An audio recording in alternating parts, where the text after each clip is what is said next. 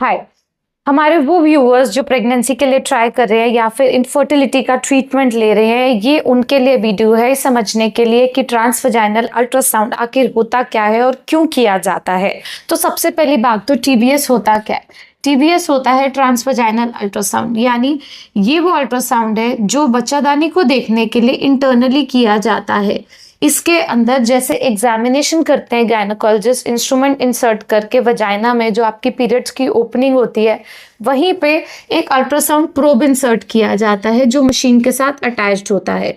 आमतौर पे जो अल्ट्रासाउंड्स होते हैं बाकी जो पेट के किए जाते हैं वो ऊपर से किए जाते हैं, जैसे कि आपका लिवर का अल्ट्रासाउंड, गॉल ब्लैडर का अल्ट्रासाउंड। और जब आपकी शादी नहीं हुई है यानी आप सेक्सुअली एक्टिव नहीं है तो जो अल्ट्रासाउंड पेट से किए जा रहे हैं उनको कहते हैं ट्रांस एब्डोमिनल अल्ट्रासाउंड, क्योंकि ये अल्ट्रासाउंड जो है ये ऊपर पेट से यानी एब्डोमेन से किया जा रहा है। सो ट्रांसवजाइनल अल्ट्रासाउंड क्यों जरूरी है, क्यों हम ट्रांस एब्डोमिनल से नहीं देख पाते हैं जब हम प्रेगनेंसी के लिए ट्राई कर रहे हैं? देखिए, एक तो इसकी जो हर्ट्स होती है यानी पेनिट्रेशन होती है वो इससे ज्यादा होती है, तो इसमें क्लैरिटी होती है, डेप्थ ऑफ पेनिट्रेशन अच्छा रहता है। दूसरा, क्योंकि ये इंस्ट्रूमेंट वजाइना के अंदर इंसर्ट किया गया है, ये बच्चादानी के बहुत पास होता है और यही दोनों जो अंडादानी होती है उसके भी काफी पास रहता है। अब इसके कारण हम अंडादानी में छोटे छोटे से जो फॉलिकल्स होते हैं जिन्हें हमें गिनना होता है एग रिजर्व देखने के लिए, वो आराम से कर पाते हैं।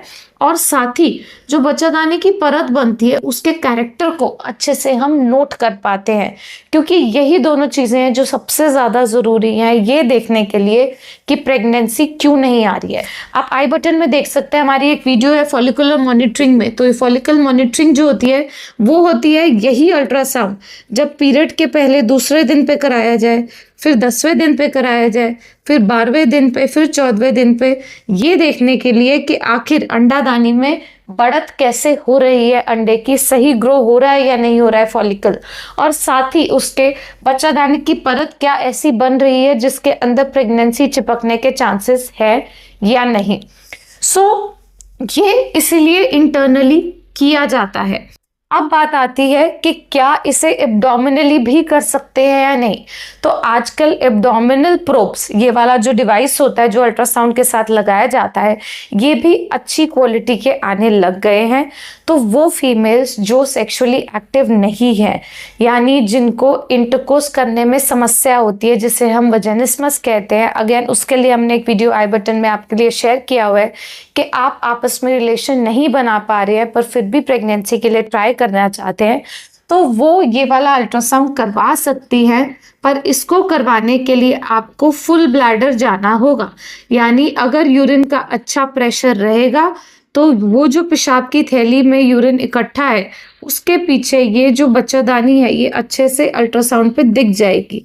वेरएस जब हम इंटरनल अल्ट्रासाउंड करते हैं तो इसमें ब्लैडर एम्प्टी होना चाहिए, यानी यूरिन बिल्कुल पास किया हुआ होना चाहिए, तभी ये स्ट्रक्चर्स हमें ढंग से दिखाई देते हैं। अब अगर आप कोई ट्रीटमेंट ले रहे हैं और आप अल्ट्रासाउंड नहीं करवा पा रहे हैं तो समझिए कि सारे इंटरनल प्रोसीजर्स जो है वो बेहोशी में किए जा सकते हैं, चाहे वो ट्यूब की जांच हो, चाहे वो आईयूआई यानी इंट्रायूट्राइन इंसेमिनेशन हो, या फिर आईवीएफ का जो प्रोसीजर है जिसमें अंडे निकाले जाते हैं वो प्रोसीजर, क्योंकि बेहोशी में होता है तो हम उसे आराम से वजाइनली कर सकते हैं अगर करना चाहें तो। पर कभी कभी क्या होता है कि ऑपरेशन के कारण, इन्फेक्शन के कारण अंडादानी की जो पोजीशन है वो ठीक नहीं होती है, तो वो ऊपर से भी एक्सेसिबल होती है, यानी आईवीएफ का एग रिट्रीवल का प्रोसीजर भी ट्रांस एब्डोमिनली किया जा सकता है अगर जरूरत पड़े तो।